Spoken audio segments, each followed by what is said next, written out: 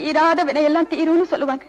என் வினை தீர, என் மாங்கல்யத்தை காப்பாத்த நடக்க போற திருவிழாவில நானும் தீச்சட்டி ஏந்திர தீ மிதிச்சு உன் திருக்கோயில வலம் வர என் புருஷனை மட்டும் காப்பாத்தி என்கிட்ட கொண்டு வந்து சேர்த்துரு தாயே.